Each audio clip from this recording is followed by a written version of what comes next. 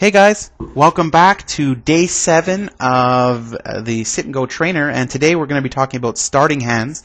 Before we do that, let's have a quick recap of what we talked about yesterday, which was the calculating your pot odds and the 4 and 2 rule. So I hope you're okay with that. The last couple of lessons we were able to calculate, being able to count your outs, and now you're able to multiply them by 4 on the flop, 2 on the turn, and this gives you sort of the percentages or the pot odds that you need to continue with your hand. And I showed you an example last one there. So hope you're clear on that. Like I said, it will come with a little bit more practice as you do it, but that's fine. Today we're going to be talking about starting hands, and I just want to talk about some hand groups. And the point of this lesson, it's going to be a really short lesson today, is not for you to memorize what hands fall into each group, but just get a general idea of what hands are kind of strong, what are strong hands, what are sort of medium strength hands, and what are really crappy hands. I'm sure if you've been playing poker for a while, you know the worst hand in poker is a 7-2 offsuit, because it's just no chance really of flushes, no chances of any really straights possibilities, and we obviously know the best starting hand is a pair of aces. So that's kind of your range here.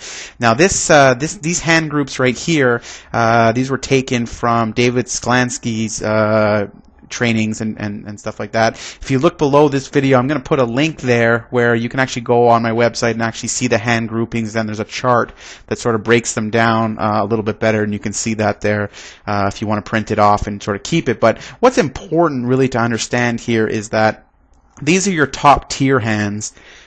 Aces, kings, queens, jacks, ace, king, and your top tier. And then these are sort of your middle range hands you want to be careful. What I do find funny, I was just looking at this while I was doing the video, is that you wouldn't think, but you got a hand like, let's say 9-8 suited is got a higher ranking than playing something like ace 10. And I think the reason for that is, what hands do a lot of people like to play are aces. So when you have an ace 10 and you raise, and someone either re-raises you or just calls, and he's sitting on ace king or ace queen, ace jack, well, your ace 10's a lot more in trouble. And if we look back at how the hand matchups back for one of the earlier lessons, we noticed that a 7-6 against an ace king, as long as you don't have one of your cards that the other guy has, you're going to win an all-in showdown 2 out of every 5 times, so still 40% of the time, as opposed to if your opponent has an ace king against your ace 10,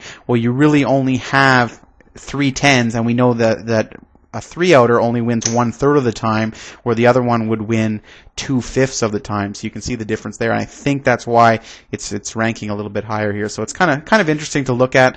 The goal here is just to familiar yourself with the top tier hands. Let's say 1, 2, and some of the 3s here, and mid hands, and then some of the weaker hands that you want to stay away with. Look, everyone loves playing their aces, but look where ace 9 offsuit is situated. It's down here in the tier 8, where a lot of people overplay these types of hands, and that's why they get in trouble. So keep that to note. That's what I want you to look at today.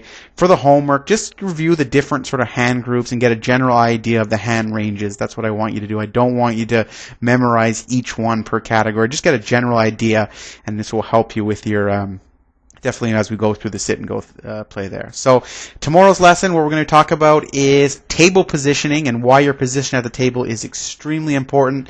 So that's it for today. Short lesson, guys, and I will talk to you guys tomorrow.